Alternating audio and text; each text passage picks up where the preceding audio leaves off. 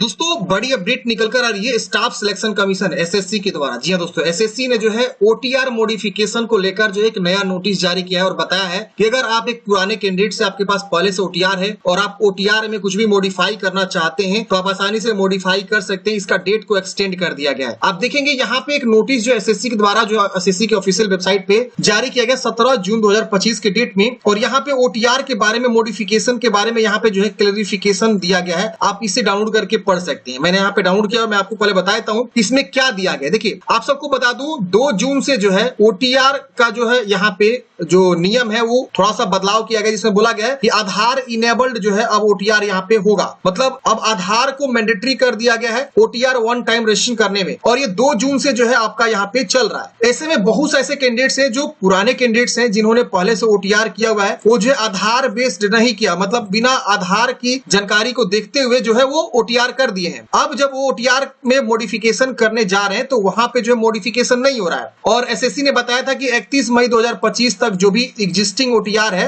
मतलब जो भी पुराने कैंडिडेट से जिन्होंने पहले से ओटीआर कर रखा हुआ है, उनको 31 मई 2025 तक हम जो है टाइम देते हैं कि आपको कुछ भी मॉडिफिकेशन करना है ओटीआर में वन टाइम रजिस्ट्रेशन में तो आप मॉडिफाई कर सकती हैं। और आपकी जानकारी के लिए बता दूं, एसएससी जब एक बार ओटीआर मतलब करा लेता है, वन टाइम रजिस्ट्रेशन करा लेता है, उसके बाद उसमें मॉडिफिकेशन का परमिशन नहीं देता है। जी दोस्तों, तो ऐसे में बहुत से ऐसे बच्चे हैं जिन्होंने जो है ये कंप्लेन किया एसएससी को कि आप हमें जो है ओबीसी ईडब्ल्यूएस कैटेगरी से रिलेटेड कुछ जो है मॉडिफिकेशन करने हैं, एजुकेशनल क्वालिफिकेशन से रिलेटेड हमको कुछ मॉडिफिकेशन करने हैं, तो हम जो है यहाँ पे मॉडिफिकेशन नहीं कर पा रहे, और एसएससी अलाउ भी नहीं करता है मॉडिफिकेशन ओटीआर में। सिर्फ आधार जो है इनेबल कर दिया गया है, और आप जब एडिट करेंगे मॉडिफिकेशन तो वहां पे आपको आधार की जानकारी भर के आगे प्रोसेस कर लेना होता है। तो ये सिर्फ करना होता था, लेकिन अब जो है यहाँ पे इसको ध्यान में रखते हुए एसएससी ने जो एक फैसला लिया है कि आपका जो ओटीआर हो फिर से जो है आप मॉडिफाई करने के लिए मौका दे रहे हैं। अगर कोई भी पुराने कैंडिडेट से जिन्होंने ओटीआर कंप्लीट कर लिया है और उनको लग रहा है कि ओटीआर में कुछ गलती है तो उसे मॉडिफाई कर सकते हैं, जो कि 19 जून से लेकर 30 जून तक आप मॉडिफाई यहाँ पे कर सकते हैं। तो ये बड़ी अपडेट है। जो भी कैंडिडेट्स ओटीआर मॉडिफाई करना चाहते हैं, उनको लग रहा है कि हमारा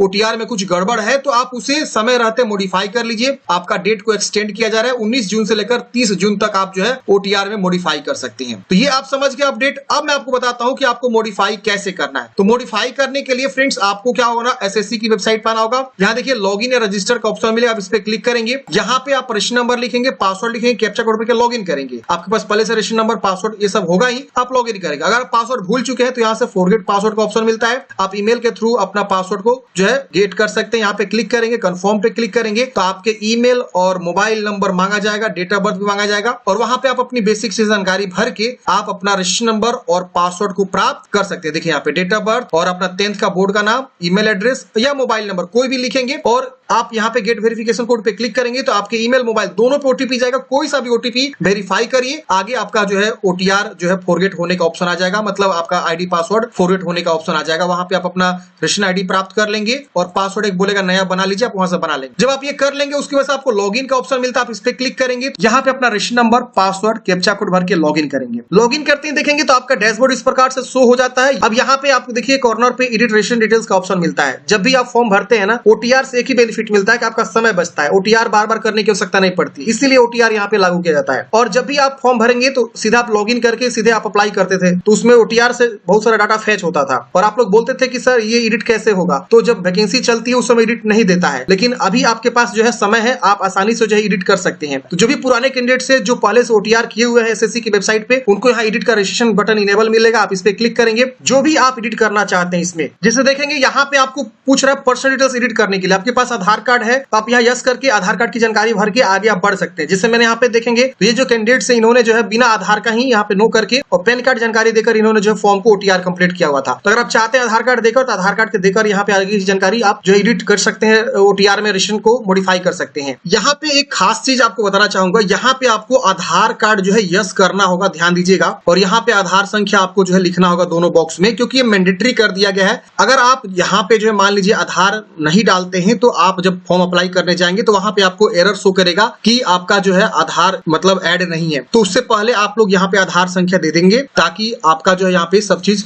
ओके हो सके। तो आधार संख्या दे देना है और यहाँ एक वेरीफाई करने का ऑप्शन आएगा डिक्लेरेशन करके, तो आप वेरीफाई वाले बटन पे क्लिक करेंगे तो आपका आधार वेरीफाई हो जाएगा, ठीक है ना। और सारा डाटा उसके थ्रू जो है मैच होना चाहिए, ये भी ध्यान रखना है। आधार मैट्रिक का सारा जानकारी एक जैसा होना चाहिए, तभी आपको यहाँ पे इस तरह से जो है वेरीफाई होगा। तो ये आधार संख्या आपको लिख देना है। उसके बाद से आपको नीचे आना है। दूसरा, यहाँ पे आपने जो है अपना नाम वगैरह स्पेलिंग कुछ गलत कर दिया या मॉडिफाई करवाए हैं, नया आप नाम कुछ यहाँ पे रखे तो आप उसे मॉडिफाई कर सकते हैं। इसके अलावा आपने जेंडर गलत भर दिया, डेट ऑफ बर्थ गलत भर दिए थे ओटीआर में, तो आप इसे आसानी से मॉडिफाई कर सकते हैं। फादर्स नेम, मदर्स नेम, जो भी आप एडिट करना चाहते हैं ओटीआर में, वो सब ऑप्शंस यहाँ पे इनेबल है। आप आसानी से यहाँ पे जानकारी को फिलअप करेंगे। इसके अलावा देखेंगे तो रोल नंबर है। इसके अलावा देखेंगे तो आपका पासिंग ईयर है मैट्रिक का, ये सब आप कुछ भी मॉडिफाई करना चाहते हैं तो आप आसानी से मॉडिफाई कर सकते हैं। इसके बाद मान लीजिए आप जब फॉर्म भर रहे थे ओटीआर, उस समय आपने जो है सिर्फ 10वीं तक ही जानकारी भरा था और अभी आपने 12th पास कर लिया है, या अगर आप मान लीजिए 12th तक ही जानकारी भरे थे और अभी आप जो है ग्रेजुएशन पास कर चुके हैं, तो आप यहाँ पे ग्रेजुएशन का ऑप्शन दिया गया है, आप ग्रेजुएशन यहाँ पे चूज कर सकते हैं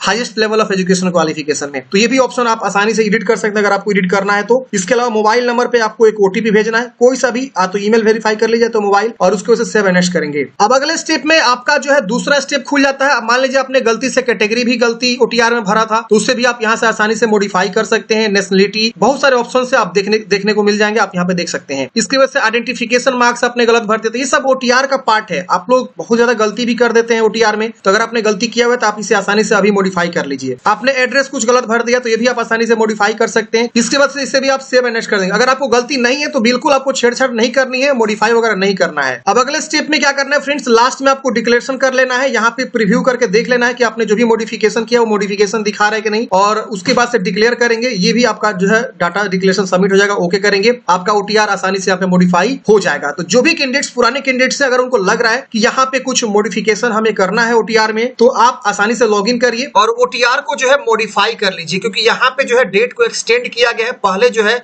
31 मई 2025 था ओटीआर को मॉडिफाई करने का, लेकिन जो है यहाँ पे काफी ज्यादा जो है कैंडिडेट्स ने जो है मेल किया और एसएससी ने जो है काफी ज्यादा जो है ईमेल प्राप्त किया मॉडिफिकेशन इनेबल करने को लेकर कैंडिडेट्स के द्वारा। तो इन्होंने जो है क्या किया हुआ है कि अब जो है 19 जून से लेकर 30 जून तक जो है मॉडिफिकेशन को दोबारा से इनेबल कर दिया है। तो जो भी कैंडिडेट्स पुराने कैंडिडेट्स हैं जिनके पास पहले से ओटीआर पड़ा हुआ है और ओटीआर में कुछ गड़बड़ है, जैसे कि आधार से मैच नहीं कर रहा है, मैट्रिक से मैच नहीं कर रहा है, तो उसको आप आसानी से मॉडिफाई कर लीजिए। एक्स्ट्रा क्वालिफिकेशन आपको बढ़ा के उसमें हाईएस्ट क्वालिफिकेशन ऐड करना है, तो सब आप आसानी से जो है कर लीजिए, क्योंकि आपके पास जो है शानदार मौका है। और यहाँ पे जो है इन्होंने जो है 30 जून तक मॉडिफिकेशन को यहाँ पे इनेबल कर दिया है। तो आई होप आप लोग समझे होंगे मॉडिफिकेशन को लेकर क्या कुछ अपडेट है और मॉडिफिकेशन कैसे करना है, इसकी पूरी जानकारी हमने जो यहाँ पे आपको प्रोवाइड किया है। आपके मन में कोई भी डाउट से कमेंट है, कमेंट बॉक्स में पूछ लीजिएगा।